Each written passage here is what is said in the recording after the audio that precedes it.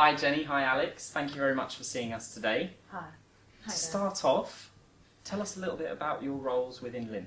Sure. So I'm Jenny Lawrence. I'm the HR Director here at Lindt UK, also look after Ireland as well.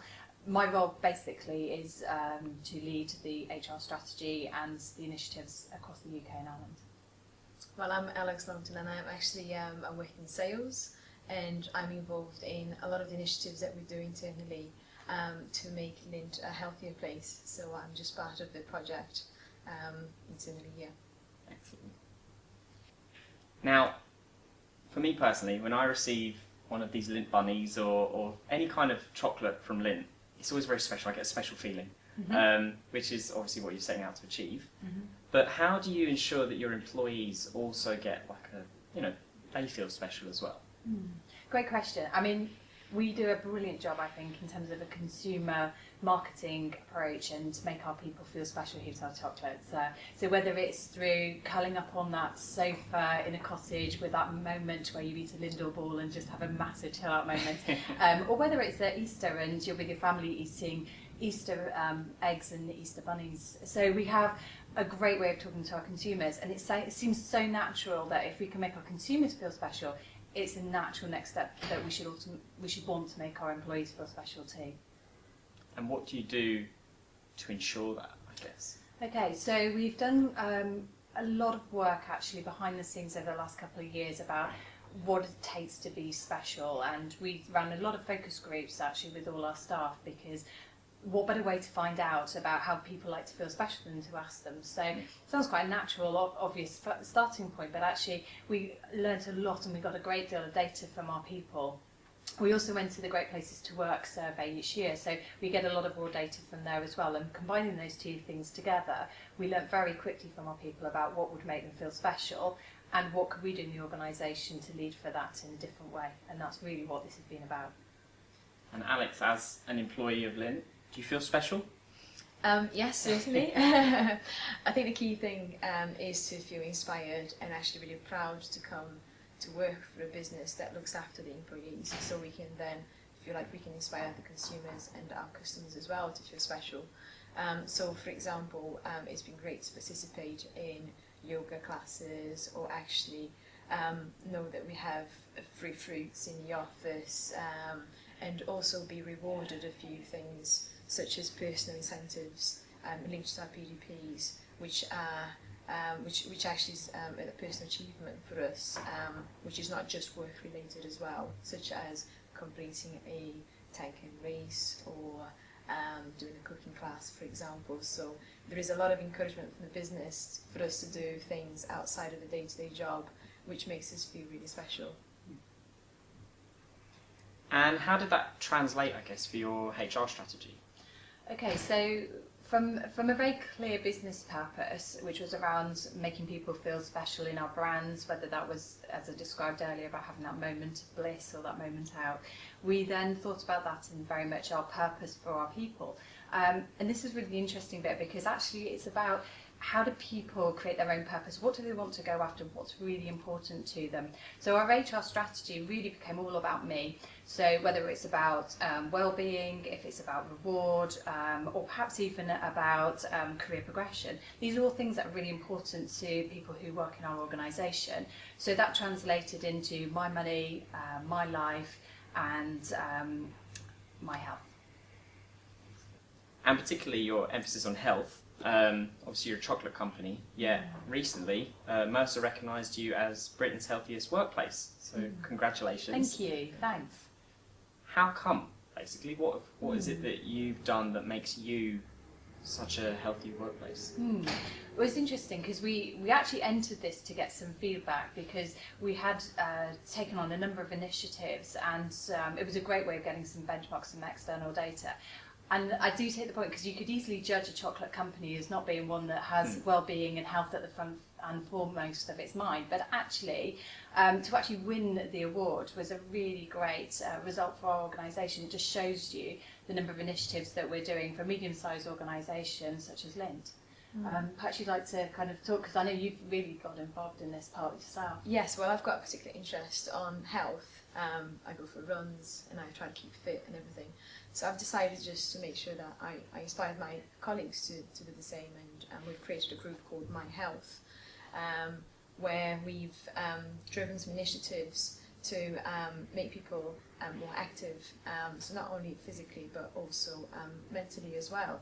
So last year we participated in the GCC programme, which was 100 days of achieving 10,000 steps a day. Oh, wow. So we all had pedometers walking around with us, and it was interesting because we saw a shift in some of the behaviours in the office. For example, people went for walks at lunchtime, or started taking the stairs instead of the lift, or to achieve that 10,000 steps target that we had in a day.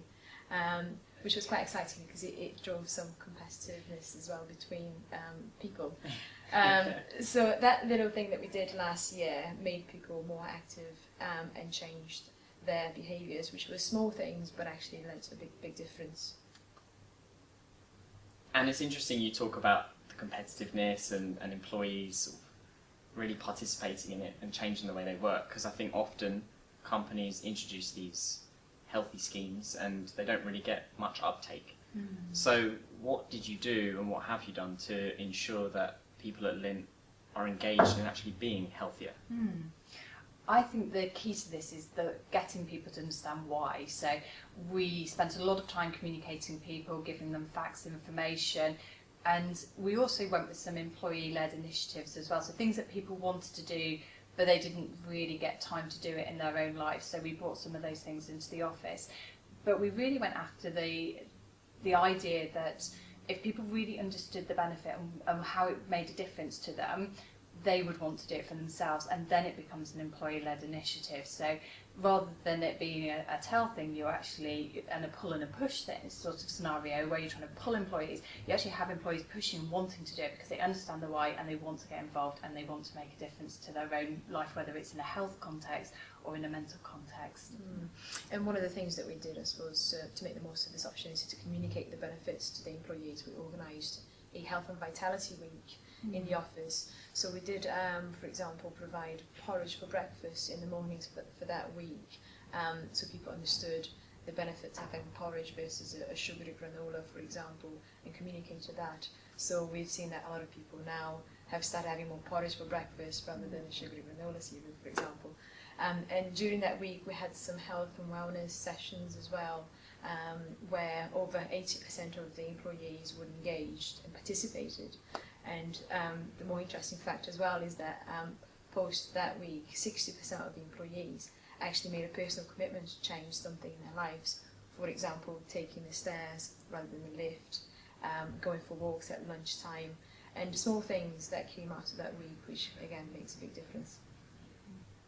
And on top of being healthy physically, you also do a lot to ensure that people are have a healthy work-life balance. So I guess mentally and emotionally. Tell us more about that. Sure. I mean, this is about kind of symbiosis. I think life, work and home have to work together. And for us here at Lindt, it's about how can you be at your best, because we know that if our people come to work and they're at their best, that they will likely to go home and be at their best, and vice versa. So we spend a lot of time trying to help people be at their best. We know one of the challenges with that particularly is around family life. So we work with our brands to bring as much of the family into our workplace as we can. So when we do our conference, for example, we'll have pictures of families and interaction with their children and what we're doing. For example, our conference this week, we will talk about some of the events that we've done last year and get the children to talk about them. So we invited all the families to an ice skating evening that the brand has supported. We support RHS Wisley at Easter with a gold bunny hunt. So last Easter we invited all the families to bring their relatives with them, and we did a big picnic and did an Easter hunt. So they're lovely ways of really just interacting and just making the family feel of the organisation. We're also looking more strategically with Family Matters at forward-thinking initiatives as well. So really looking at what's the changing face of the family environment and how does an organisation need to respond to that in the future. You talk about people being at their best. Mm. What do you do to develop them in their careers? Sure.